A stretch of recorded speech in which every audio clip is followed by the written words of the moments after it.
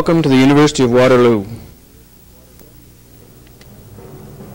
The city of Waterloo, Ontario, in the southwestern corner of the province.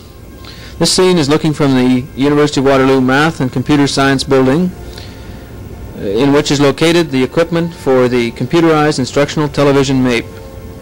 This MAEP is a cooperative study between the University of Waterloo and IBM Canada Limited.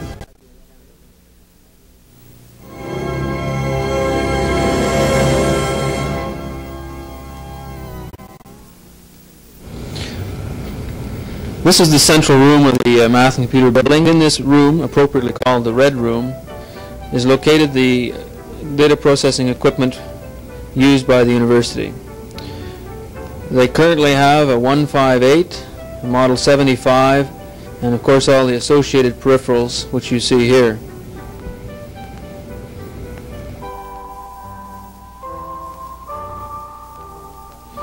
Also on this side is the System 7 and the library devices which are part of the CITV MAEP. These are what you see in front of you right now. We'll be taking a closer look at these later in more detail. Located on the floor above and about 250 wire feet from the System 7 in the Red Room is the terminal room.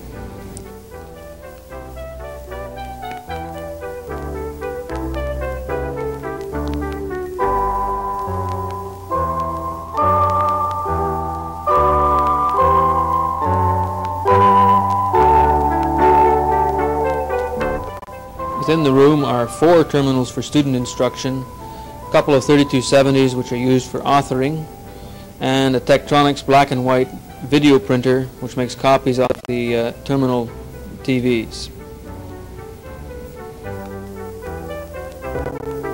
The MAEP terminal utilizes a standard Sony 12-inch color TV as the display device. This TV has both RF input, which you see here for standard channel reception, or composite video which is used within the terminal system on the MAEP. The primary source of input by the student is the 3270 keyboard with the full APL set.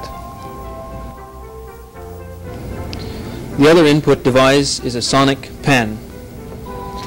This pen you see here emits a spark at its tip when the point is pressed.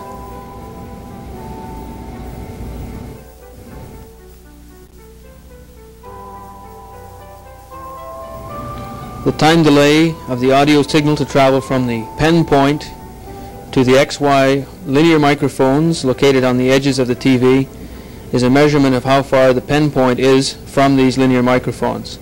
These XY coordinates are sent to the System 7 and thence to the host, providing coordinate data and locating the tip of the pen. The pen may be used as a light pen in a 3270-like operation, or it may be used to produce graphics in authoring mode.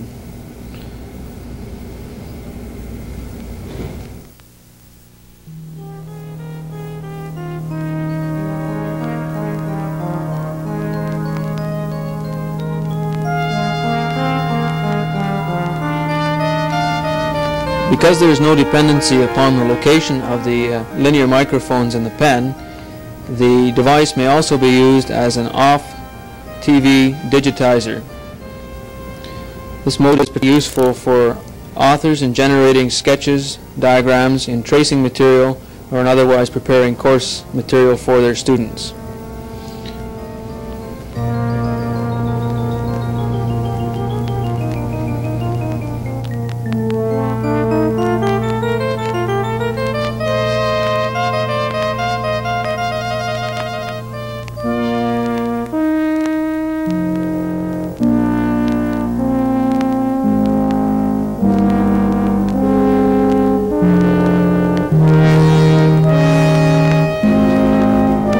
These display images can be compressed into an average of about 4 kilobytes of information and stored in the System 7 disk. They can then later be recalled either as commands from the host system as part of the courseware, or in local mode as a command from the keyboard. Here's an example of a cartoon character called from the System 7 disk with one of the colors flashing.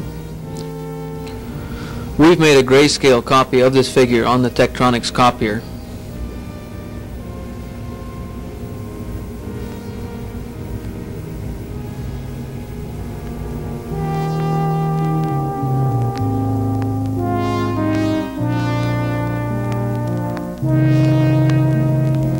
Let's call up another graphics image showing a block diagram of the CITV system.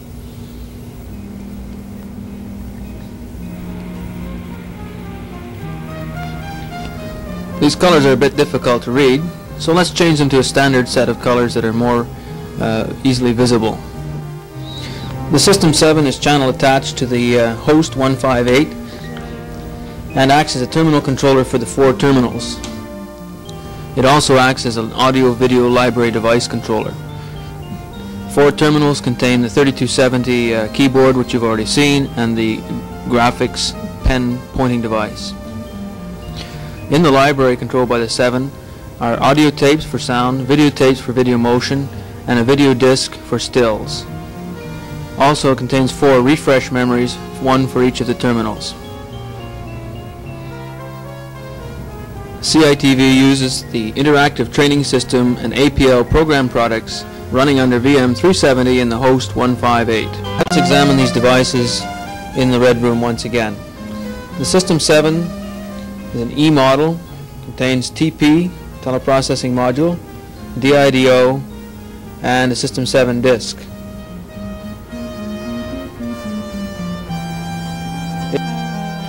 One of the devices that it controls is the randomized video disc, manufactured by Ampex. This video disc can store up to 550 colored slides, accessible under control from the System 7.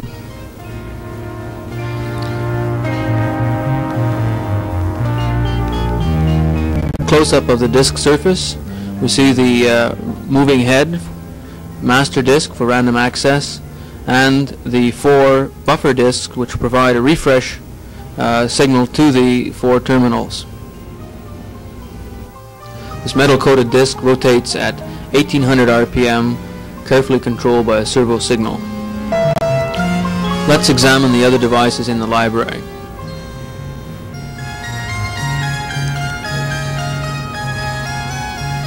First, let's look at these color encoders, 1 for each terminal. Color encoder function is to take the red, green, blue signals produced by the character generators, to combine these 3 signals and send it out as a composite video signal. This signal conforms to the NTSC broadcast standards. The next rack above these encoders is the sync generator.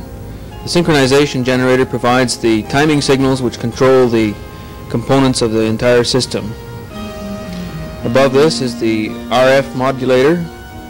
This would be used to provide a closed circuit TV signal suitable for distribution around the campus.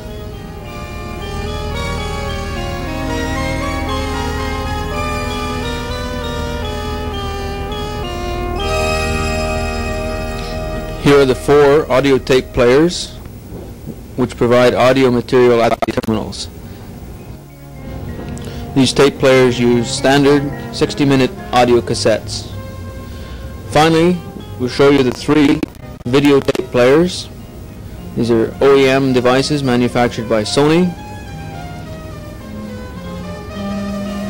They also use the industry standard 3/4 inch cassette video tapes. These cassettes can be easily mounted or removed, as we'll now demonstrate.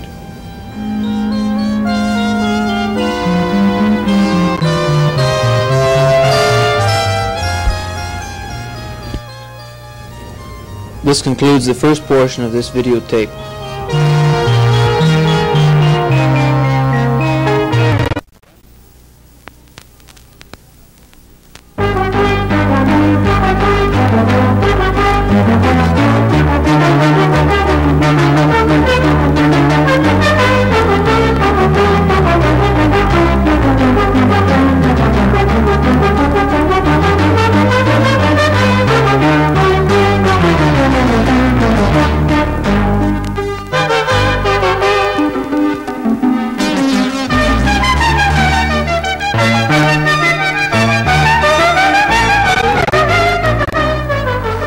This is a functional demo of the CITV terminal.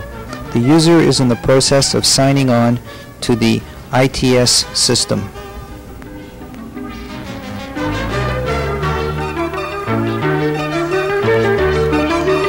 The material to be demonstrated on this videotape is a demonstration course which was authored for purposes of introductory users.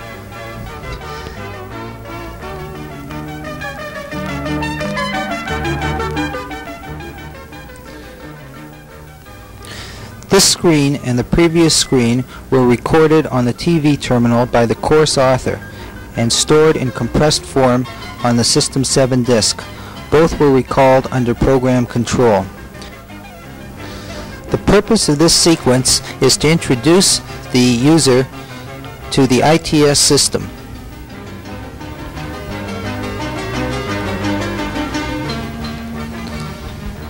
In order to begin, the user must understand the use of the Enter key.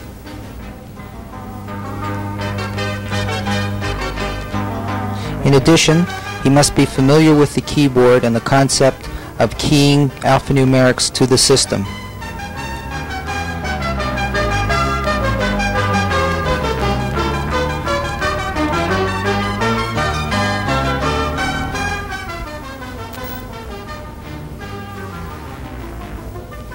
This instruction informs the user that he may use the pointing device instead of the keyboard to enter information to the system.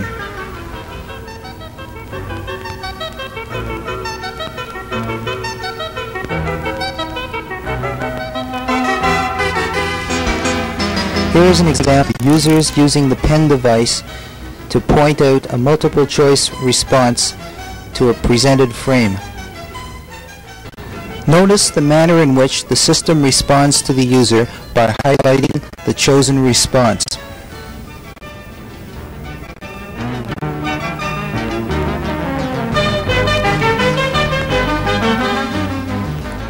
The actual demo material has been selected from existing courses which are in production at the university.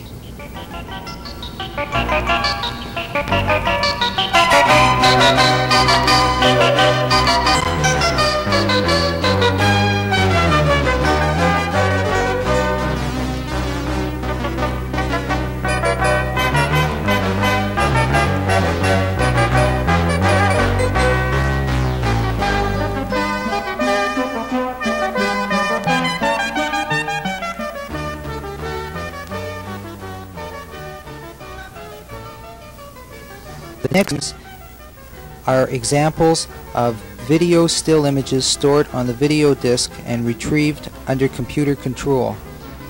As you can see, the images are being displayed directly on the TV set.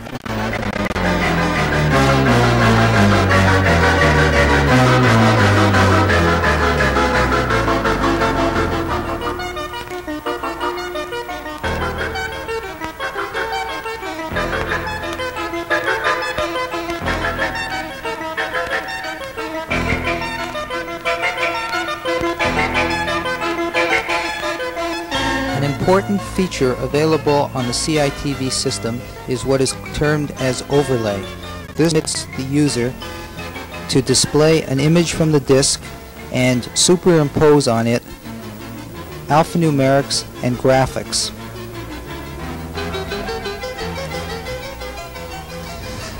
The next few frames are examples of images that were stored on the System 7 disk and recalled under program control.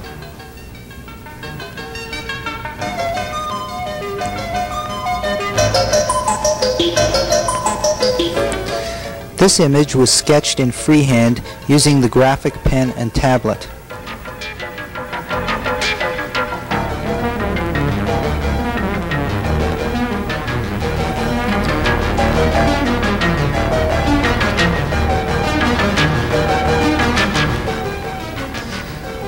This image, however, was drawn into the refresh buffer of the terminal using APL and then stored from the keyboard.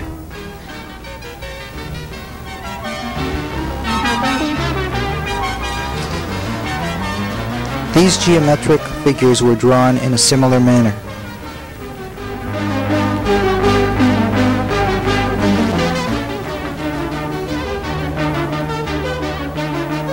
This frame illustrates the character and screen formatting capabilities of the terminal.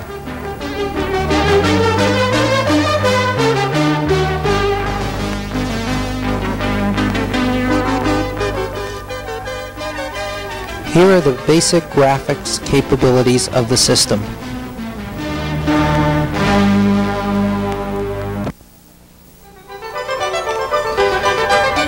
Included in the character formatting function is the ability to superscript and subscript any of the characters.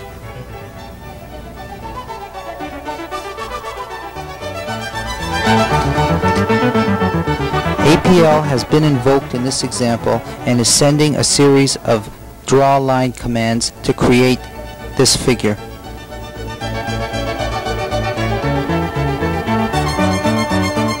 The sequences we have been viewing to this point have been generated under control of ITS resident in the host. The following examples illustrate the manner in which the author may interact directly with the System 7 to produce some of the graphics we have seen earlier. Using the keyboard and some of the program function keys, the author has a variety of graphics function at his command.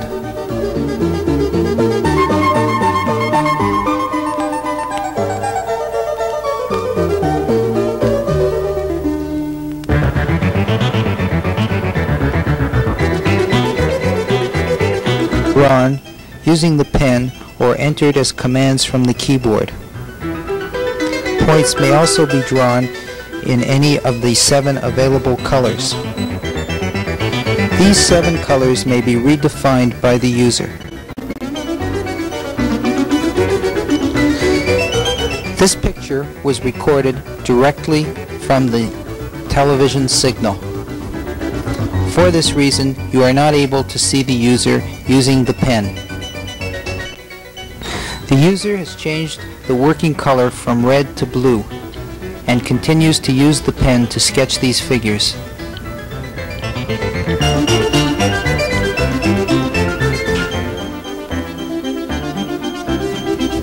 By changing the working color to be the same as the background color, the user may then erase figures previously drawn.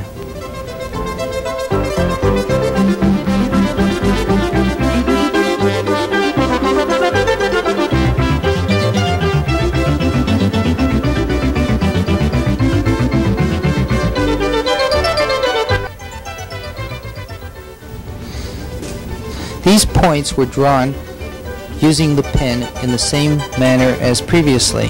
However, another function available using the PF keys allows the user to join points to produce lines.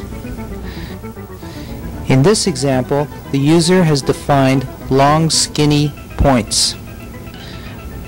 By selectively changing the working color, interesting patterns such as this can be drawn. This figure has been recalled from the System 7 disk. Each of the 8 colors may be turned off or on by the user. When the color has been turned off, images from the video disc may be displayed on the screen. This is called overlay mode. When the color has been turned back on, the color covers the video disc image. The background color of the previous frame, which was black, has just been redefined by the user to be white, the same color as the characters. This gives the appearance of the characters disappearing.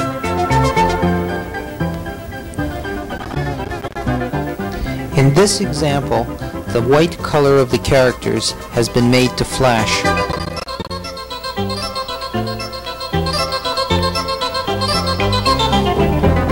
For accuracy in positioning dots, temporary dots may be defined and controlled in the XY direction from the keyboard.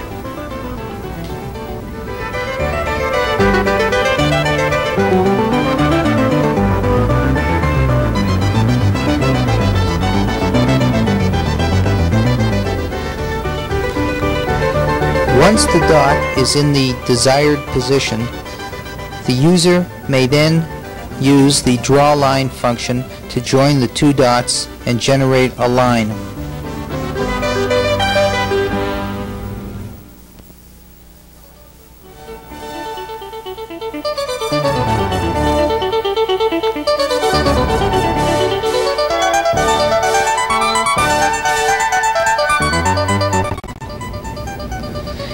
Here's an example of a line being drawn from two large dots. Another PF command allows the user to erase that line. Dots may be erased in a similar fashion.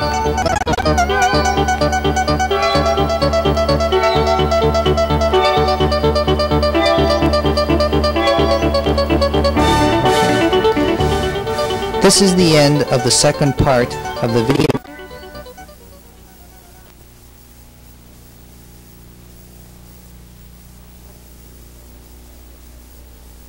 Most computer terminals have a typewriter output, hard copy, or printed output from the computer. Here in this project we're using standard televisions to display the output from the computer. So what kind of advantages does that give you then, using a television? The big advantage is that we can use videotape, we can have motion sequences, we can have color, we can have all the benefits of educational television. If we wanted to use it that way, we could simply play a videotape sequence and let the students watch it. But to that, we are adding interaction, dialogue between the student and the computer program, so that we hope by adding this interaction that the students will learn better, or at least that's what we want to find out, because it is a research project. Can you give us a demonstration on what this television will do? One of the things we can do is draw images or diagrams on the screen, and we use a light pen or a sonic pen actually to do that. For instance, by touching the screen we can draw dots like this, and we can join them up to the last dot touched so that geometrical figures could be shown. These images that we have can be stored away for use later and called up under program control. By putting the pen in what we call run mode, we can also draw continuous diagrams like this, and it's easy enough to erase them if we don't like what we see.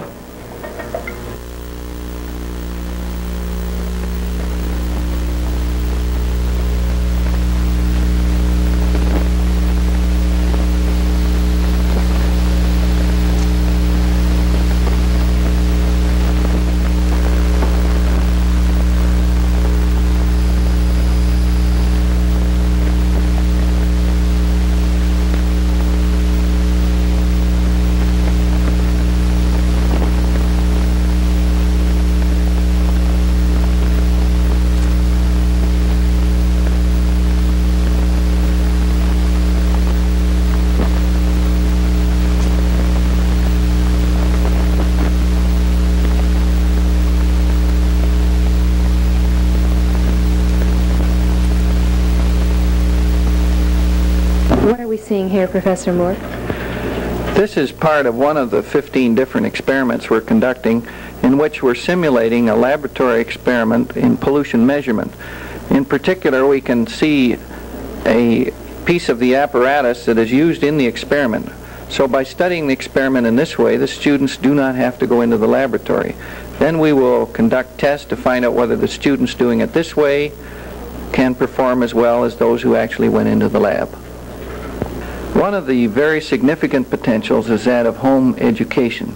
Because most homes have televisions and phones, that means that if homes were able to rent a keyboard at a nominal price, then education instruction could go right into the home without the individual coming to the college or educational institution. How far away is something like that then? I think on a mass scale we're probably 5 years away from that. Whether it's pollution studies, football, or even Bert here, COMET offers a whole range of possibilities for study and fun. Ruth Ann Murray, Channel 10 News, University of Waterloo.